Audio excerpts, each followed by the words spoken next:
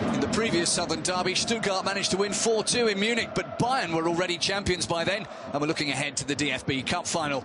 Niko Kovac's Frankfurt beat them in Berlin, but that was all water under the bridge, as Bayern's new coach looked for a first away win in the Bundesliga.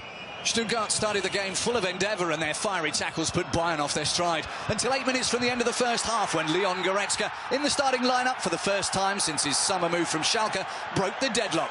He'd had just 6 touches of the ball in the first 30 minutes, but as is often the case, it was quality, not quantity, that counted. The visitors could have increased their lead with 4 minutes left in the half, when Mats Hummels tested Ron Robert Seeler's reactions after a Joshua Kimmich corner.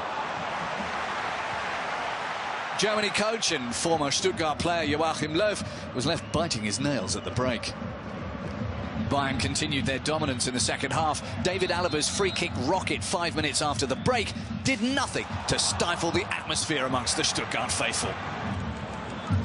With just over an hour gone, and after having not been involved in any of the previous 11 goal attempts, Robert Lewandowski showed his class and quality to double Bayern's lead.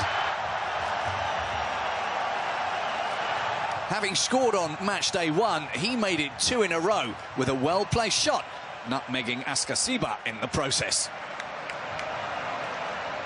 The guests were not finished, and with Stuttgart taking more risks in their search for their first goal of the season, they left room that Bayern were quick to exploit. Goal scorer turned provider with a nice back heel as Lewandowski played in Thomas Müller, who coolly drilled the ball past Seeler, adding his name to the 2 goals in the first 2 games list. It was a result that was a fair reflection of the passage of the game. Niko Kovac was able to celebrate his first ever 4 wins in a row in all competitions as a top-flight coach.